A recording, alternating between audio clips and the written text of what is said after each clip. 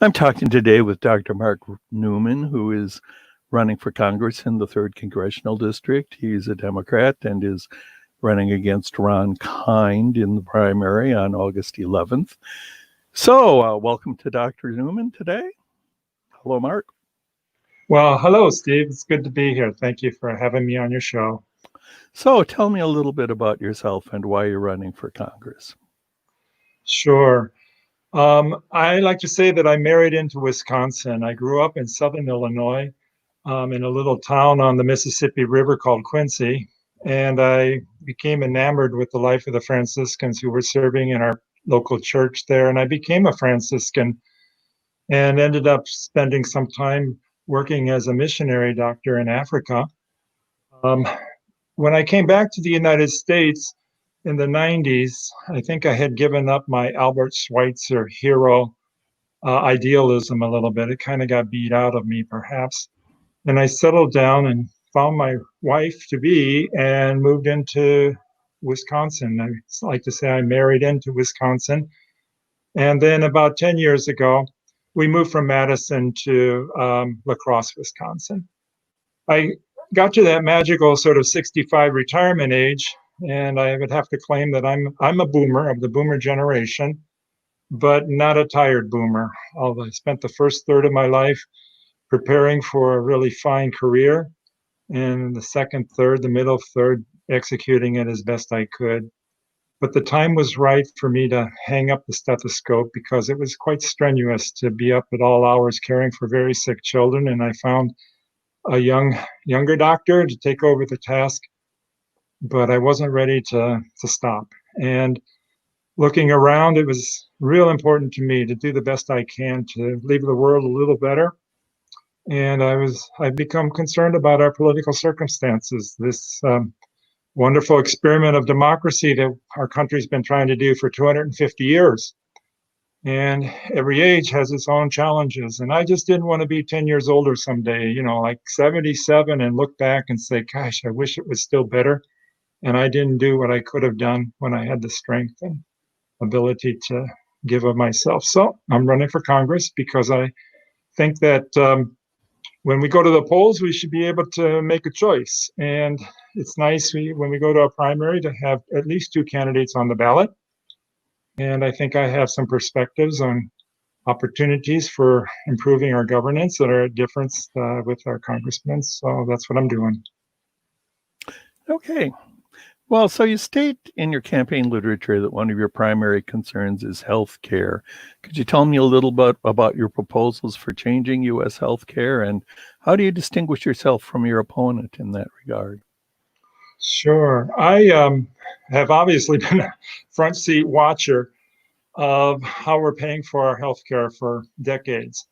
And many times the conversation would turn in the direction of, are we ever going to get universal healthcare? And for decades, I would always respond, yes, of course we will. And people would say, how can you be so sure? And I would say, well, because all other countries with, advanced developed economies have solved this problem, and it's inevitable for us to do the same. But the history of our healthcare payment system is different than everyone else, and it's real hard for us to get to that point. I think that the way we pay for our healthcare right now, with its broken patchwork, balkanized system of payment, really is cruel, and it leaves us in way bad circumstances that we don't have to be in. We do not have to have families going bankrupt for serious diagnosis. So I'm convinced that the way to solve this problem is to have a single payer system, one checkbook to pay the bills, and we would finance that checkbook by public funding. And currently, 2/3 of our healthcare costs are being paid for from a tax base. So it's not a long stretch to just make sure that public funding pays the supplements, or and fills the coffers so that we can pay out of one checkbook. Other countries have, like our neighbors to the north, have a single payer system. It works very well. People are happy with it there. And I'm convinced that that's where we have to go. We have some legislation in the Congress, H.R. 1384. It's a very fine piece of legislation introduced by the Congresswoman from Seattle, Pramila Jayapal. And if I was elected, I would become a co-signer as soon as I was eligible to become one. Our congressman does not get on board with that piece of legislation. He continues to advocate for improvement of the Accountable Care Act, so-called Obamacare. And that was a step that was made to try to expand healthcare to everybody. It wasn't successful in achieving that goal.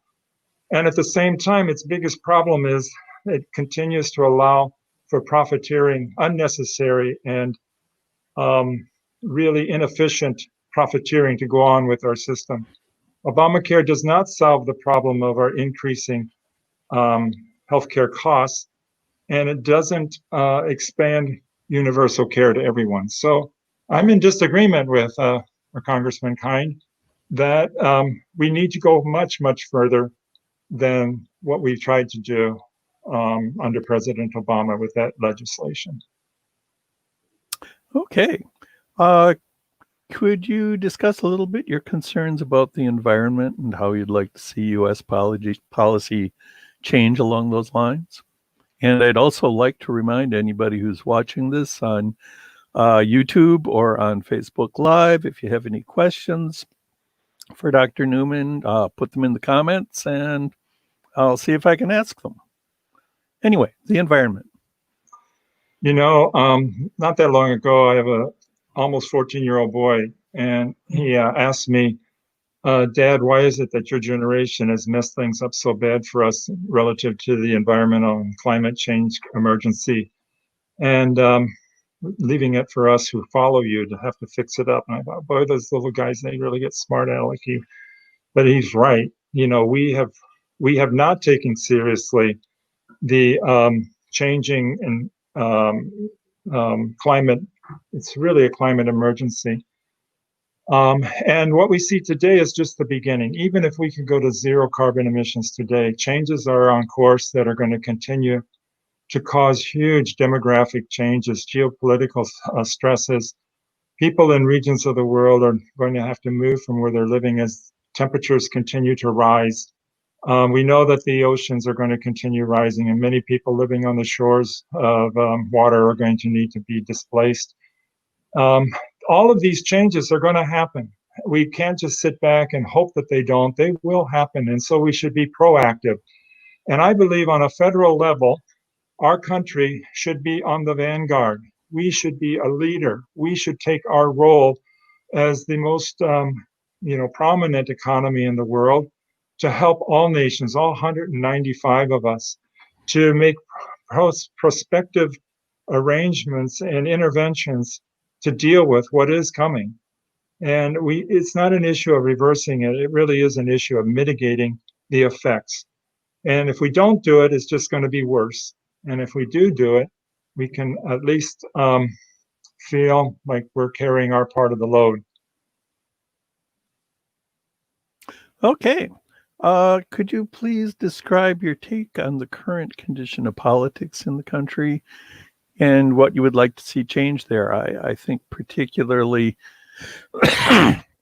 what I'm asking about is the level of divisiveness and just prickliness and how everything seems to be politicized right now.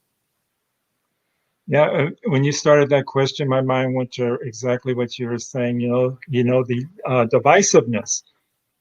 And it's one of the reasons that in the intro, I explained that I felt like this is the most important thing I can do with my life, to enter into the political arena, into that shared space where we come together in our community to talk about our future and how we want to govern ourselves, that political endeavor. Because I'm not an us against them kind of person. It's a kind of approach to life that just doesn't resonate for me. I feel like a lot of times we are so busy drawing lines and leaving ourselves just one or the other option, when most of life is very colorful and there are no binary decisions most of the time, actually.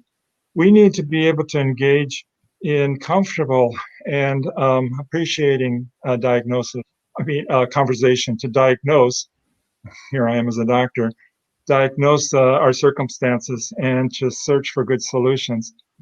I have a big sign that I carry sometimes or put up sometimes, and it says democracy equals neighbors caring for neighbors. And I think that sums it up for me. That's the solution I wish to offer. For our democratic self-governance of the people, by the people, and for the people to thrive, we need to be able to regard ourselves as neighbors, to have that respect for one another, to recognize each of ourselves as human beings and with all that that entails, and then to care for one another. And if we care for one another, and if we see all of our neighbors and see everyone in our communities as participant in that expanded neighborhood, then we can make democracy thrive and make it healthy. I know from your campaign literature you have some concerns about the military and the U.S. use of the military force. So could you tell me a little bit about your views on that? For sure. Um, I'm actually connecting it in my own reflection with what our country is experiencing and actually humanity around the world to some degree as we're reflecting upon that horrible vision or that view of George Floyd being killed. I think that was a trigger that's hopefully opened up an opportunity for some hopefully fundamental change. But in my own reflection, I see that we use force sometimes to try to control other people's behavior.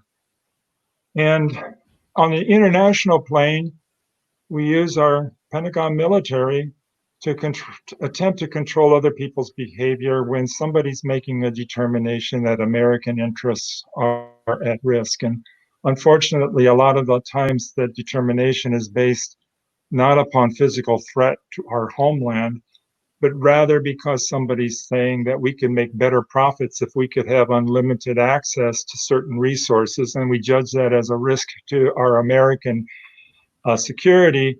And so we end up using our military not as a force of defense, but actually as a force of oppression. It's a strong comment, but I believe it. And I see the similar thing in our homeland when we take the resource of community policing with all of its possibilities of promoting safety and goodness within our communities, when it sometimes unfortunately gets used because of our fear that we as individuals feel to other people who have maybe a different ethnic heritage. And so one part of our community feels fearful to another, and then we have an opportunity perhaps to rely upon a police force, unfortunately, not necessarily intentionally, but a lot of times this is just the so-called institutional or bias that's just ingrained in our history. And this oppression is unfortunate, it's wrong. And so what we really need to do is to correct our militarized community policing, and we need to correct our politicized, I just made up that word, our politicized Pentagon military's operation in the world.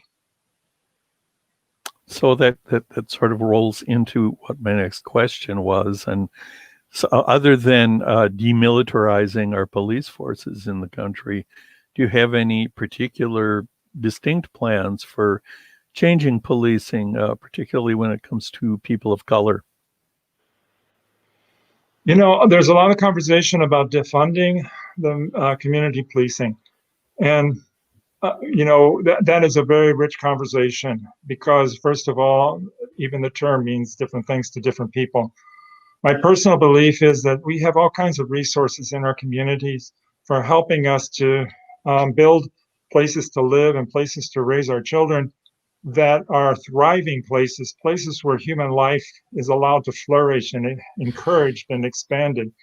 And so what we need to do is to use those resources. I'm thinking about, clinical social workers and other resources, teachers and counselors, people who want to do excellent work, but their resources are, experienced as being too limited. So I think it is a real question of placing our communal resources in the place where we can get the best advantage in order to achieve what I just described. And that is communities where we promote the thriving and the flourishing of all human life.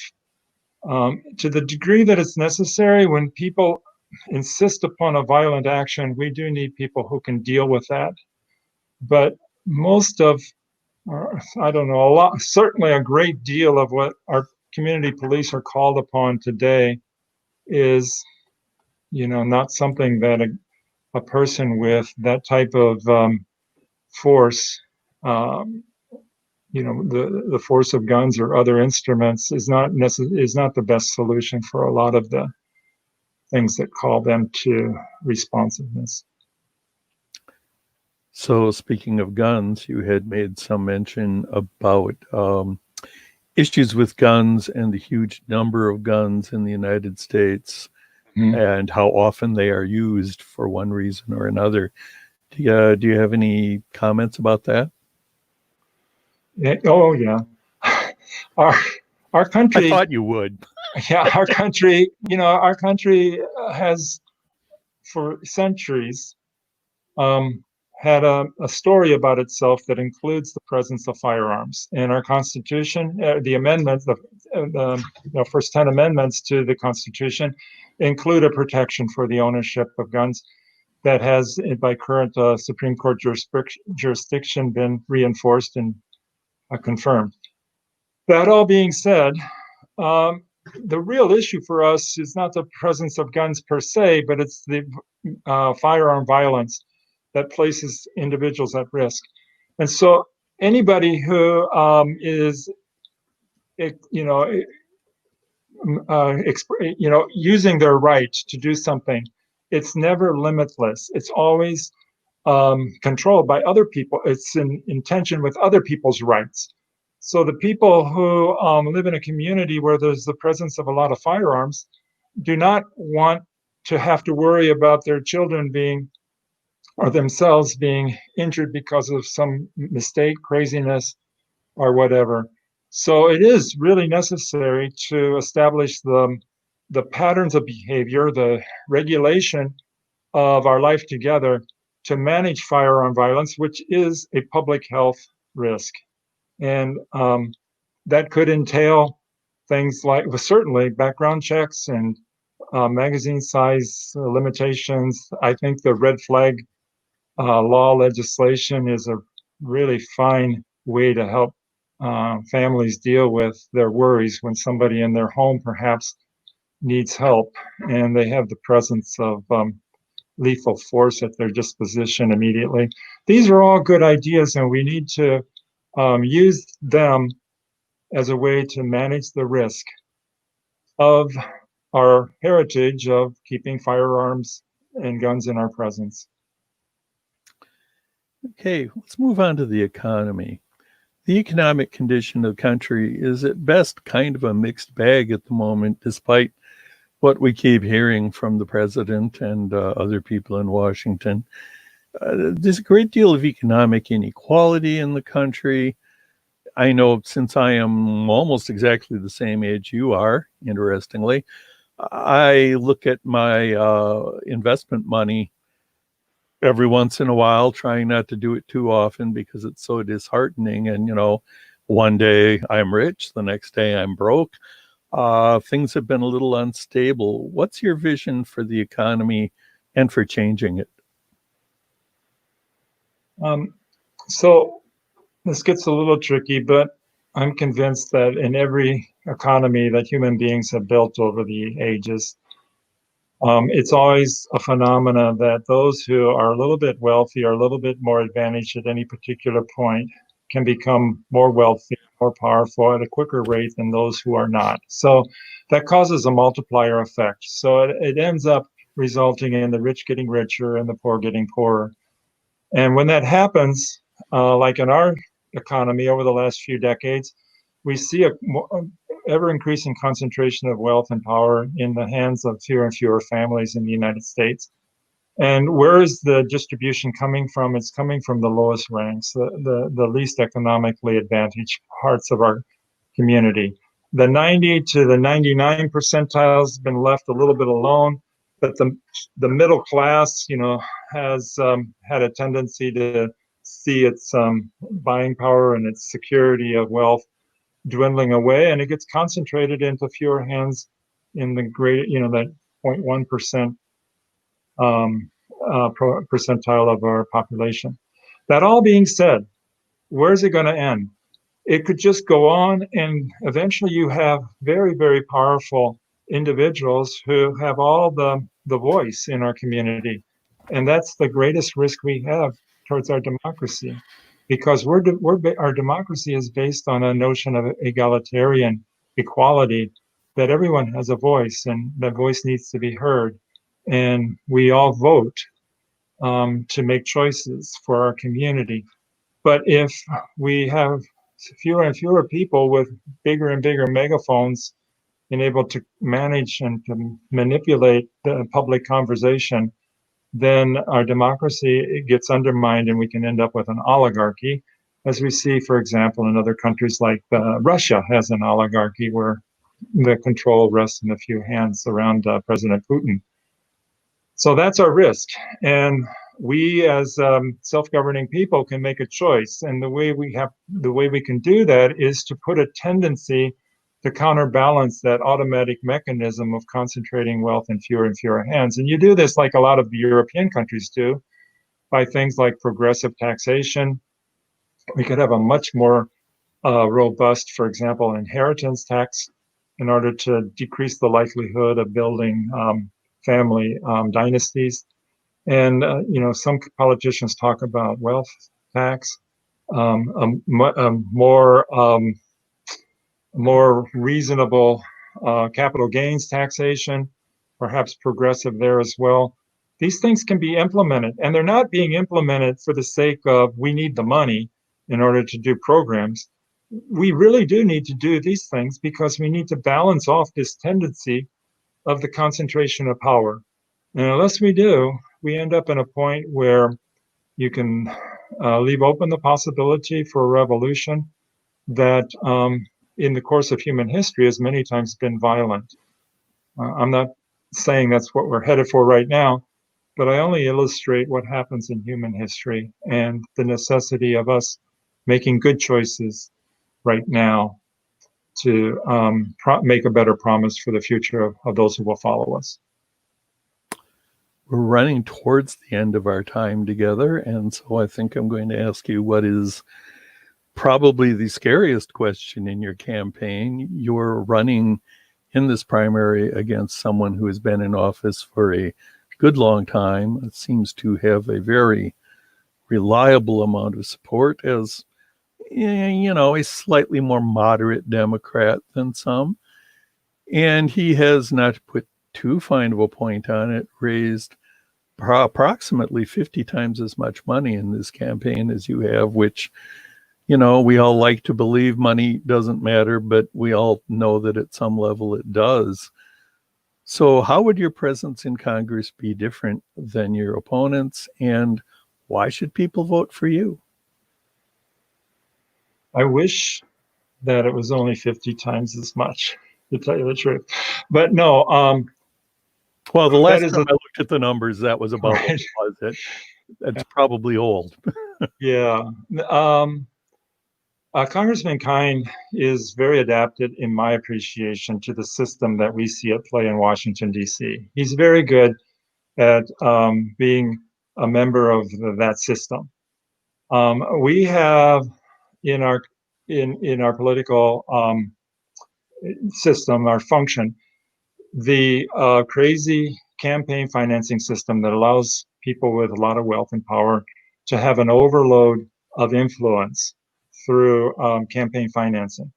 And then we run campaigns that are not so much interviews to help people learn about candidates, but have become more like marketing wars or social engineering wars. Who can use the most resources to convince people to vote for something that they really haven't had much chance to get very honestly informed about. And so with that kind of system, a lot of money does help you to get reelected.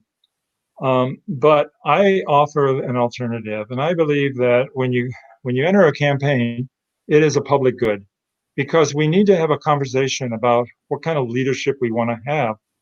And people who make those choices, when they hire their representative, they need to know who these people are that they're considering to hire. And so it has to be a much more open opportunity for conversation and exchange of ideas like we're doing today, and not so much just a high-powered, expensive marketing battle of one team against the other. So I have no intention and never will participate in that activity of taking money from, for example, political action committees and large corporations. I certainly will always strive to rely upon just the common person to make an offering, to make a little sacrifice for the sake of their democracy. And I think the best solution would to have publicly financed campaigning, so that a candidate who is eligible and viable, a reasonable candidate by whatever choice means we have to make, then becomes eligible for public financing, because it is a public good to run honest, open conversation between candidates, so that we can support our exercise of our democratic right and duty of choosing those people who we believe will listen to them carefully and take their values and their beliefs into the sausage factory, as somebody says, where we establish policy to reflect those values. Okay, I would like to give our viewers out there in live streaming land one last chance to ask questions. I haven't seen any so far. And since that isn't happening, is there anything else you want to tell our viewers today? Well, I guess I have to make the requisite suggestion that someone can go to the campaign website, and we have an events page, which doesn't have many events because, it's kind of hard to do those things in COVID season. But if you would go there, we would like to invite you to have an opportunity to receive a telephone call from me, if that's your desire, to learn more about my campaign and about me, or to set up a Zoom meeting for yourself and for your friends and family, or a FaceTime, whatever form of communication would appeal to you, so that I can participate in what I just described, that opportunity of allowing the electorate to get to know. I can't go door to door. I can't meet 750,000 people in this district, but I would certainly like to allow people to have free access to me as a candidate in order to learn more about what I hope and dream to be able to do if elected. So the campaign website is www.myname.markneumann4congress.com. It's all one word, no, and it's Neumann, of course, is the German spelling, Neumann. I think that does it, Steve. Okay, there are some links to those resources on the website with the video, if people want to go look at WisCommunity for that. But all that being said, I would really like to thank you for your time today, and I wish you all the best, Dr. Neumann. Thank you, Steve, and I appreciate all the work you do in the media and trying to help people to have good conversation. All right, thank you very much, and we're just about right on time today. Great.